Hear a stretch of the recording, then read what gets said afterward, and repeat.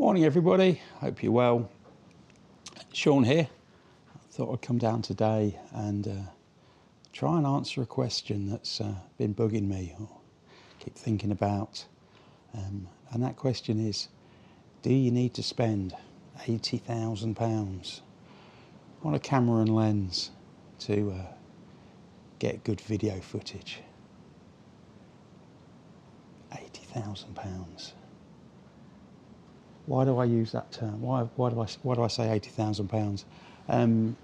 I was watching Hamza Yassin on one of his wildlife programs the other day. I absolutely love them, and I thought I would just Google how much his camera gear costs.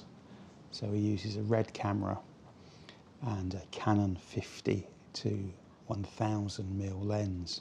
Now, being a Canon user myself, I thought, okay, we'll have a little look. So I Googled this Canon lens and it's £79,000.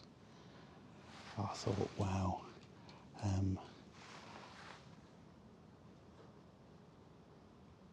Yeah, wow.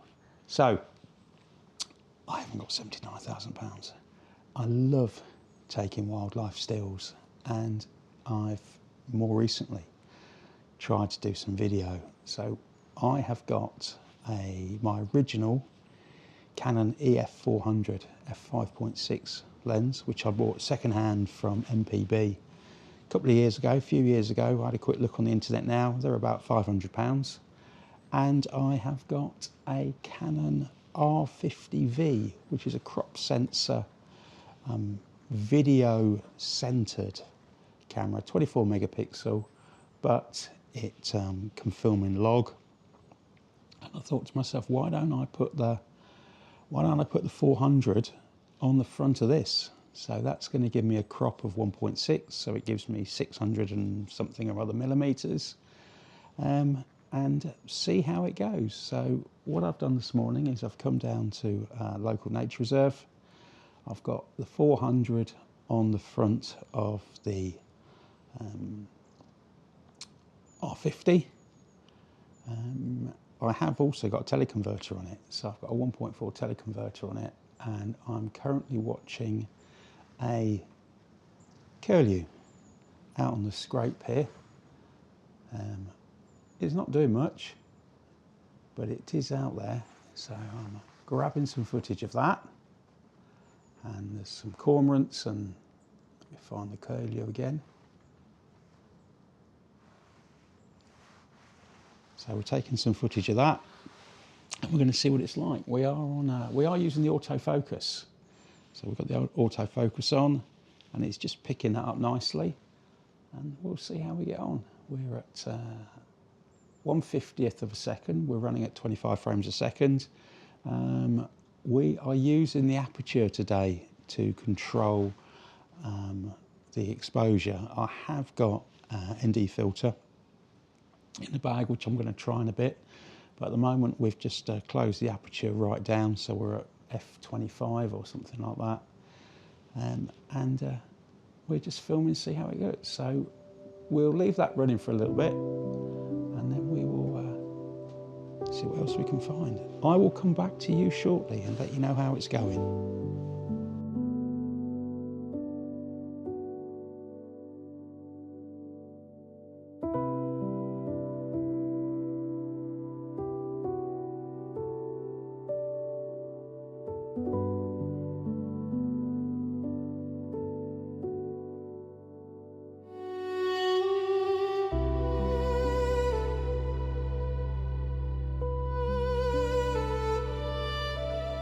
Okay, so let me show you how this setup actually looks. So we've got the 100, we've got the 400 5.6 on the front there. There's teleconverter, 1.4 teleconverter on there, and then there's the EF to RF converter on there. I'm using a Rode video mic for sound, and then I've got the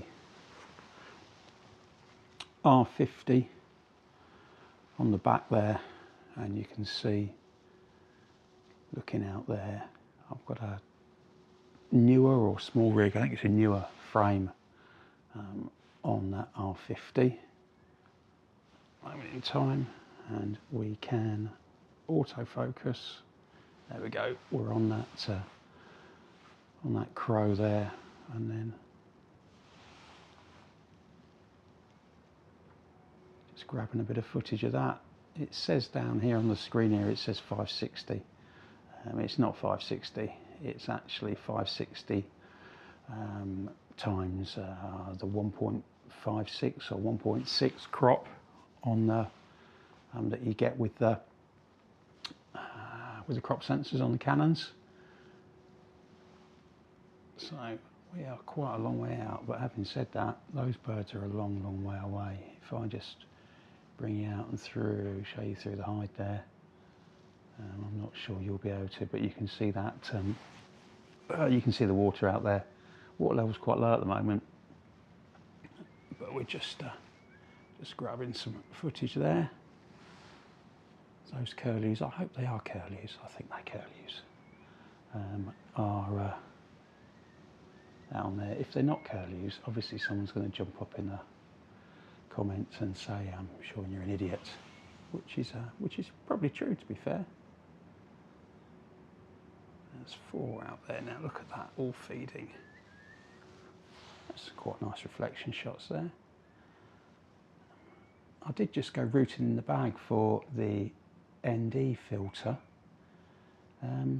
but the ND filter is an 82mm filter. This is a 77mm lens, and I thought I had a 77 to 82 converter, but it turns out that my converter is 67 to 82, so that's a little bit disappointing. So we are at f25, and we will pursue that. Oh, my curlews are all off somewhere. Where have they gone? Oh no, they've probably done a runner now.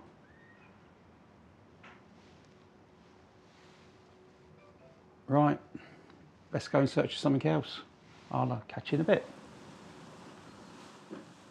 So I've come round to another hide now, Dunlin hide, and I'm currently on a male shoveler that's in the centre frame there. Birds are a little bit closer here. The water level is still quite low all over the reserve, but just got some footage of gadwall not just in front of me. Just seeing what else I can find here. So the shoveler's there, and we're going to see what else we can grab.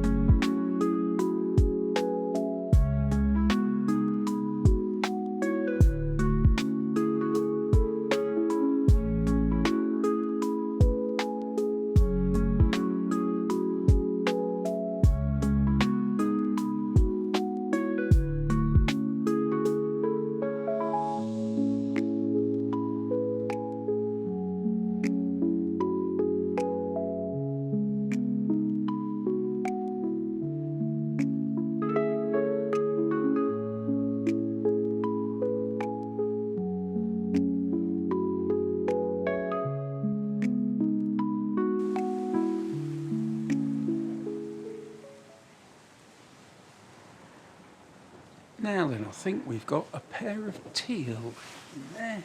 Let's just have a little look. Yeah, it is. Don't know how good a shot I'm getting of that. It's in the grass there. But I thought I saw one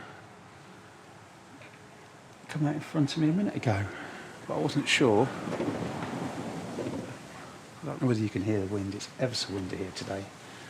I'm hoping that will come out. But yeah, definitely a teal sat in there, just feeding with its head down. Yeah, there's one in there behind it as well. Good. So we've had gadwall. So there's a shoveler out there, gadwall, there's mallard, and now a teal. Okay, confession time. I originally came out today with the idea of testing whether I could just film wildlife with the 400 on the front of the 50V. Did I need a zoom? Do you need to spend an awful lot of money on camera gear? I think the zoom is useful, to be honest with you. I'm currently changed lenses now.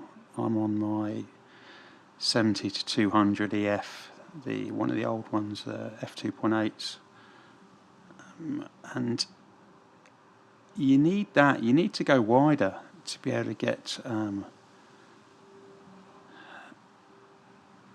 slightly, well, obviously a wider view, but it gives a little bit more of the context of what you're doing. So this is currently handheld.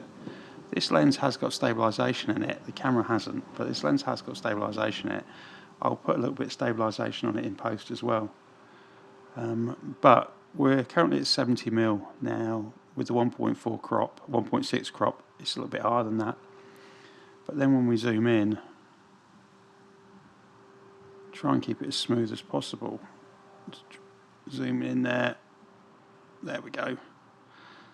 So we're now zoomed in. We've not got as much reach as we have with the 400, or even when we put the 1.4 converter on. But it's certainly a different view, different angle. So I'm not sure that actually you can get away with just using the 400 prime for video. What more work's needed? I think if you've got subjects that are a long way away, maybe you want to film the deer rut or eagles in Scotland or something like that, you could perhaps get away with a prime. But certainly places like this, you're going to want to zoom in and you're going to want to zoom out just to give your viewer a better aspect of what's going on. Having said that, we're still not at a silly amount of money. These 70 to 200 f2.8s, do you need a 2.8? You could probably get away with an f4, to be fair. 70 to 200 f4 EF from MPB. Again, not a massive amount of money, maybe £400. Right. Still a significant chunk of cash, but we're nowhere near the tens and thousands of pounds that you could spend on a dedicated cinema lens.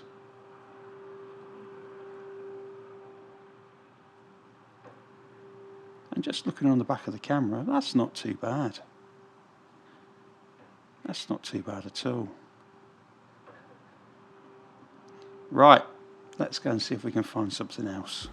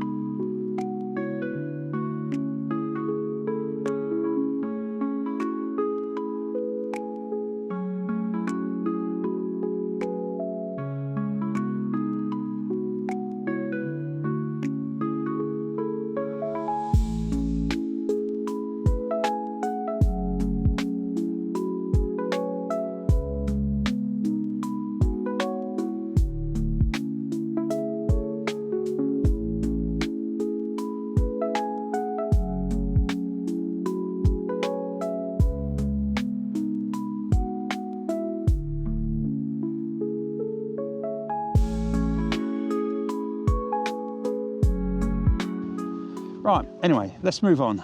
Just come out of that hide there. It's quite breezy. It's very breezy today. I've got some visitors now. Let me just turn you around here. Morning, ladies. Yeah, perhaps a little bit camera shy. Never mind. Okay, as I was saying, I popped the 70 to 200 on while we're in there, just to try that out. That works pretty well. That works very well. Gives you a little bit of zoom as well. The 400 prime obviously doesn't give us any zoom, but it's very sharp. It's very sharp indeed. So today is all about coming out, seeing what's around, but just have a walk and just try things out. I'm going to move down to somewhere else now, see if I can get a different perspective.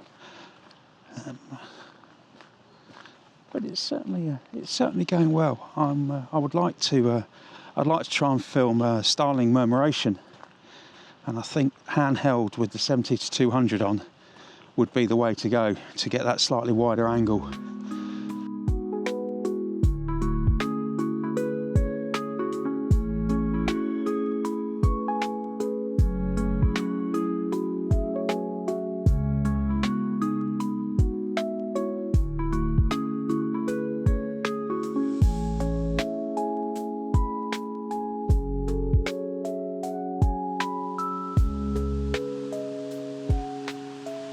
Right, that's update. Where are we?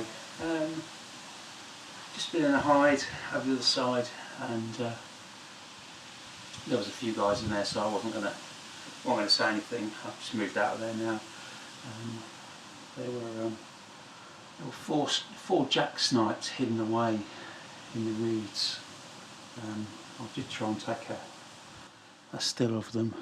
I might be able to zoom in, but I absolutely couldn't film it. They were too far away, and the other people in there were in prime position, so I wasn't going to try and muscle in on them. We've just moved around a little bit. I'm just on that heron over there now, and then slightly to the right of those, slightly further out, we have got some cormorants. They look proper prehistoric with their wings out like that, don't they? Look at that. But I am in a hide now where we occasionally get a kingfisher. I'm not sure that I'll be lucky enough to get a kingfisher. We'll sit here for a little while. I've just had to change the battery. It's pretty good, done everything so far. I'm not quite so sure that the battery meter is very good on this. It seems to be good, and then dead. But we'll carry on, see how we're doing. Right, let's see what else we can find.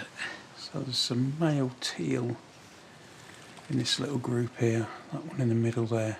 If it turns around, just check the colours on its flanks. Yeah, those two in the middle there, there's two males. Those two feed in there.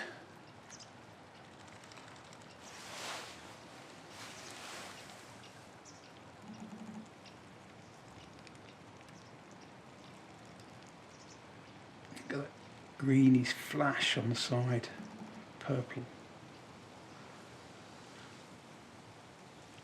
The flash turns from green to purple depending on how the light reflects off it.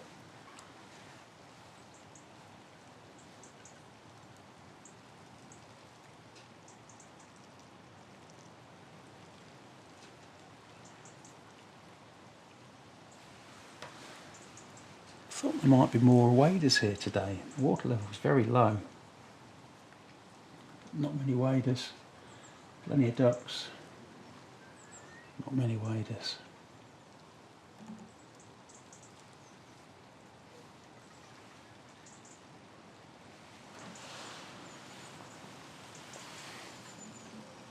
Now there's a treat. Great white egret out there in the middle, hunting.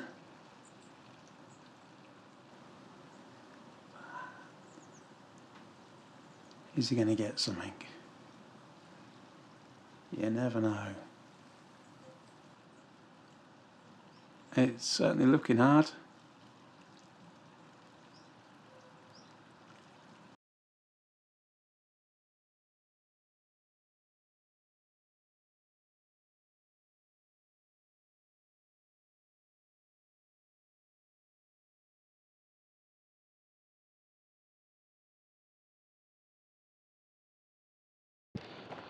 Okay, so we're wandering back now. Let's have a little bit of an update. How's the camera and lens combination? Brilliant, really good. Got the 400mm on, and it's great. Put the 400 and the teleconverter on, gives you a bit more reach. Put the 70 to 200 on, and it's hand holdable. 70 to 200, you can hand hold it. Might be able to get some birds in flight. I don't know. Might try that. It's been a bit. Now, with the 400 on, you 100% need a tripod. You cannot hold it still. And obviously that goes when you put the 1.4 converter on. It's a great little setup. This is a great little setup. Doesn't break the bank, and you could come out and video loads and loads of wildlife. I suppose the only thing that we need to be aware of is that you're going to need plenty of batteries. Either that or a battery pack, I suppose, battery backup, but you'll need plenty of batteries. Particularly, I think if you were out all day, you probably want 4, maybe 5. Sorry about the wind; it's really bad. 4, maybe 5. But yeah, what a great setup. Whoa, what's the wind again? What a great setup. You can come to a place like this. I'm at Rutland Water or nature reserves, and you can film wildlife. And the crop sensor camera, it takes reasonable photographs, you know. I've taken some stills this morning. The only thing with this camera is it doesn't have a viewfinder, it's only a screen. So if you're a person that enjoys looking through a viewfinder, I have to say that is me. That's the only downside of it. Coupled with the fact that I keep having to take my glasses off. So I put my glasses on to see distance, take my glasses off again. Perhaps I'm getting to the age now where I need varifocals, but let's not admit that just yet. But yeah, what a great experiment. What a great experiment. And yes, you can come out, you can film wildlife with some reasonably inexpensive gear, and you can get some great shots. Right, let's move on.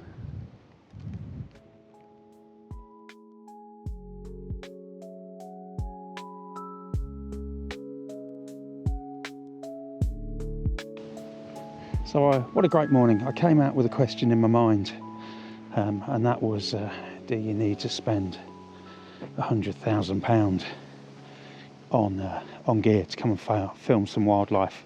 I think we all knew that that was going to be a big fat no. You don't need to spend that kind of money at all. You can still come out and have great fun filming wildlife, birds, and just enjoying yourself. I think there's no substitute for experience, and it's not necessarily the gear. Well, it absolutely isn't the gear. So it's not the gear, it's how you use it, how good you are, your field craft, all that kind of stuff. But this has been absolutely fantastic. Really enjoyed my morning. Got some great shots. Well, they look good on the back of the camera, and hopefully we'll do this again very soon. Bye bye for now.